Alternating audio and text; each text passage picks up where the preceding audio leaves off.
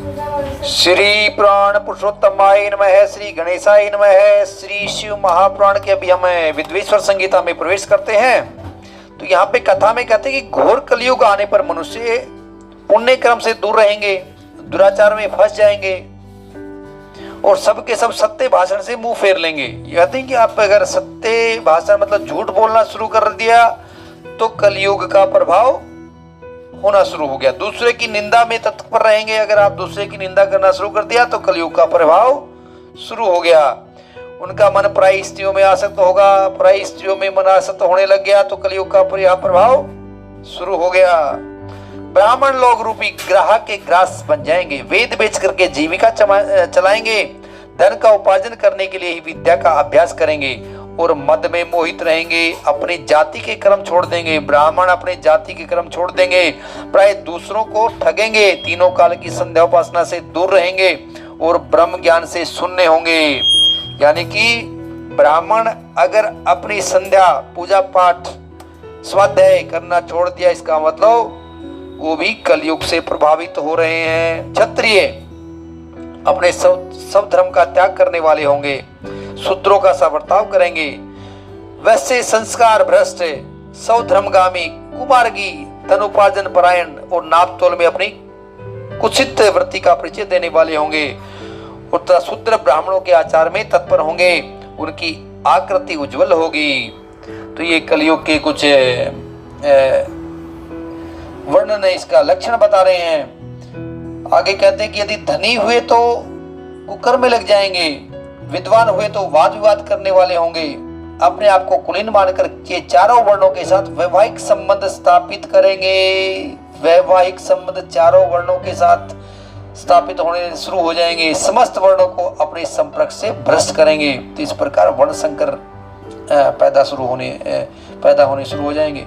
जो लोग अपनी अधिकार सीमा से बाहर जाकर के द्विजोचित सत्कर्मों का अनुष्ठान करने वाले होंगे, कलयुग की स्त्रियां प्राय सदाचार से भ्रष्ट और पति का अपमान करने वाली होंगी, सास ससुर से द्रोह करोगी, वे अपने पति की सेवा से सदा ही विमुख रहेंगी।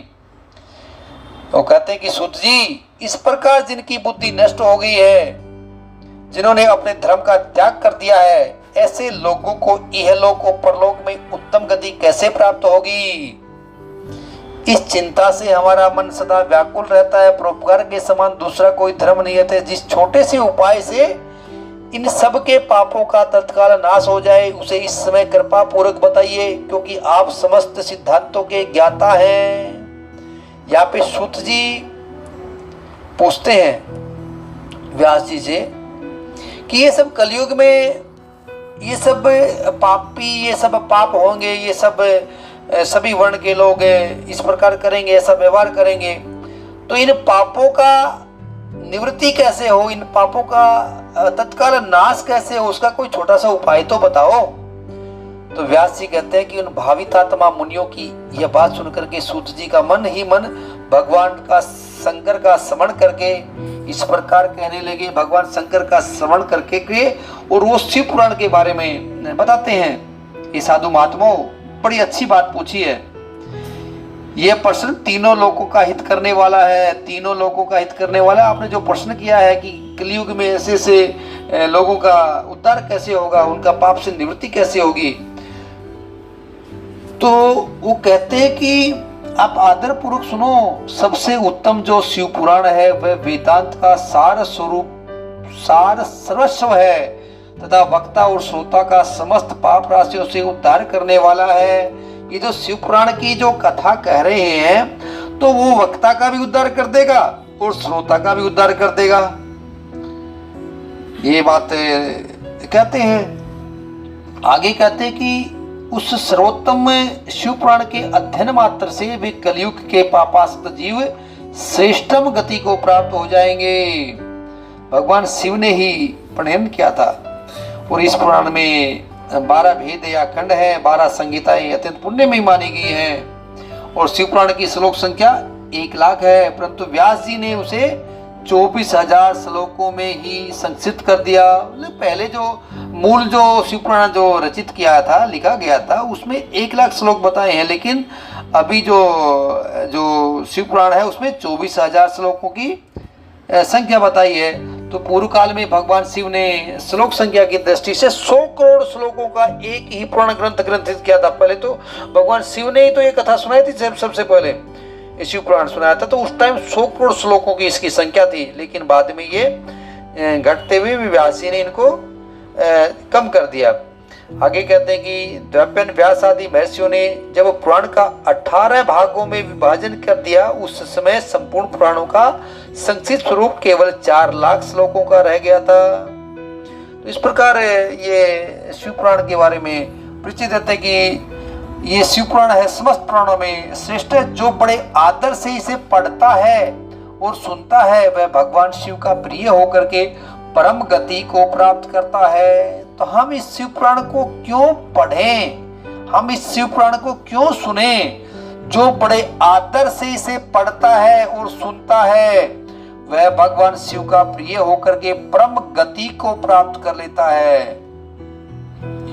आगे कथा में कहते हैं कि साध्य साधन आदि का विचार, श्रवण कीर्तन और मनन, इन तीनों साधनों की श्रेष्ठता का प्रतिपादन कैसे है।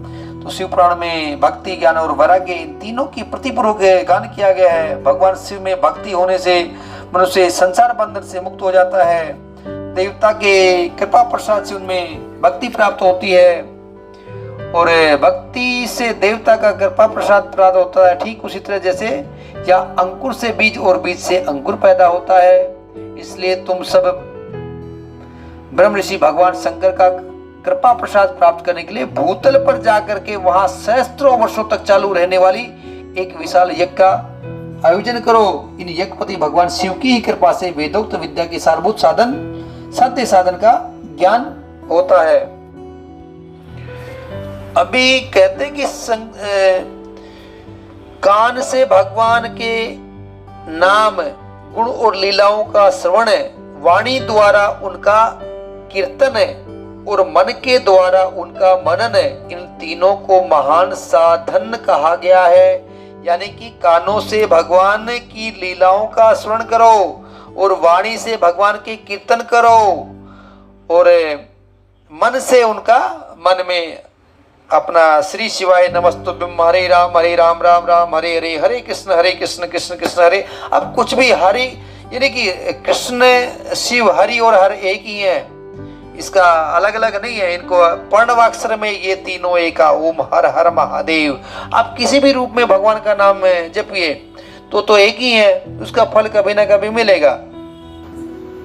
अभी यहाँ पे सूत जी एक से सवाल पूछते हैं। सूत जी कहते हैं कि सोनक जी, जो श्रवण नहीं कर सकता, जो कीर्तन नहीं कर सकता या जो मनन नहीं कर सकता, ये 3 साधन तो बता दिए।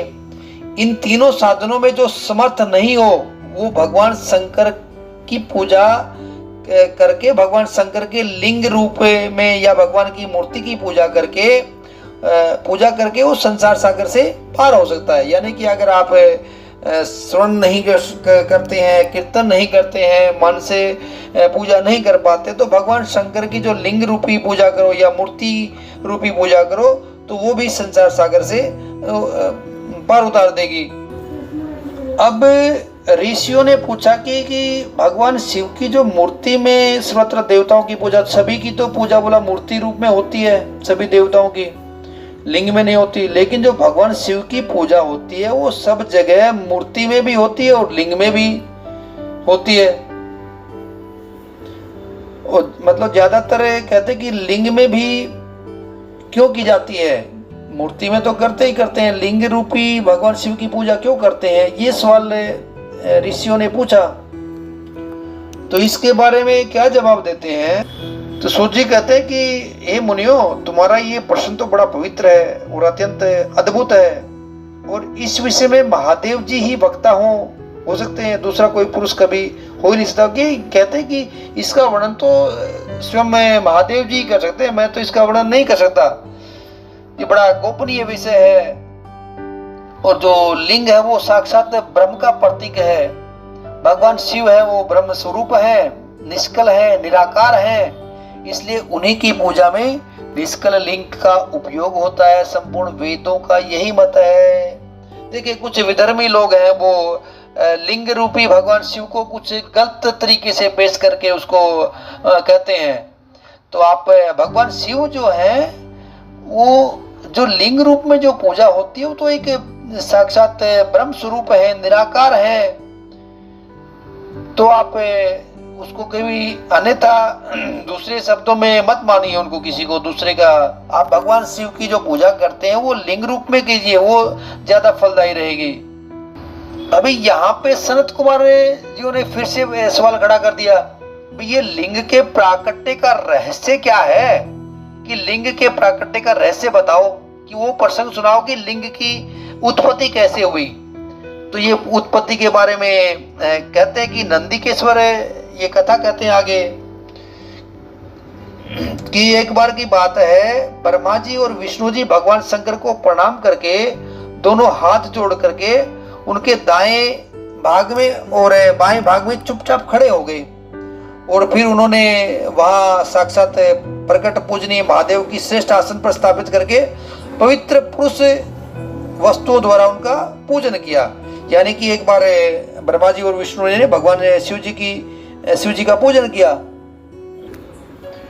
अभी जो ब्रह्मा जी और विष्णु जी ने जो पूजन किया था, तो इससे भगवान शिव प्रसन्न हो गए और भगवान महेश्वर कहते हैं कि हे पुत्रों, आज का दिन एक महान दिन है, इसमें तुम्हारे द्वारा जो आज मेरी पूजा हुई है इससे मैं तुम लोगों पर बहुत प्रसन्न हूँ और इसी कारण यह दिन परम पवित्र और महान से महान होगा। आज की ये जो तिथि है वो शिवरात्रि के नाम से विख्यात होकर के मेरे लिए परम प्रिय होगी। यानी कि शिवरात्रि कब से शुरू हुई, जब सबसे पहले भगवान विष्णु ने भगवान ब्रह्मा जी ने शंकर जी की पूजा की थी, तो वो जो पहला दिन था वो पहला दिन ही शिवरात्रि के नाम से जाने जाने लगा। अभी शिवरात्रि तो हर महीने में शिवरात्रि आती है एक तो, और एक आती है महाशिवरात्रि। तो वो महाशिवरात्रि वाली बातें हैं यहाँ पे। उसके बाद कहते हैं कि जो शिवरात्रि को दिन रात निराहार रह करके, मतलब या कि उपवास कर करके, शिवरात्रि का उपवास करके और अपनी शक्ति के अनुसार जो पूजा करेगा उसको मिलने वाले का फल का वर्णन सुनो।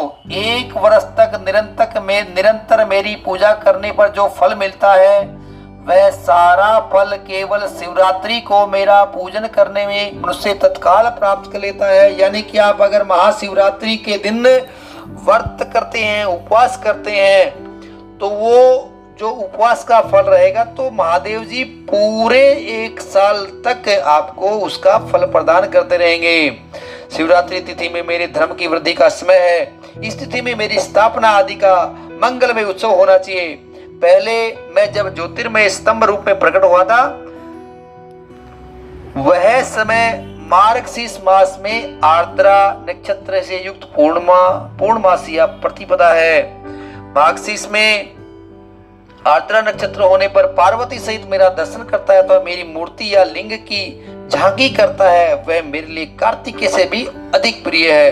कहने का तात्पर्य कि महाशिवरात्रि आती है तो महाशिवरात्रि के दिन पे आप भगवान शिव जी का, माता पार्वती का, कार्तिकेय गणेश जी का सपरिवार उनका पूजन करें तो उसका फल बहुत बड़ा बताया है।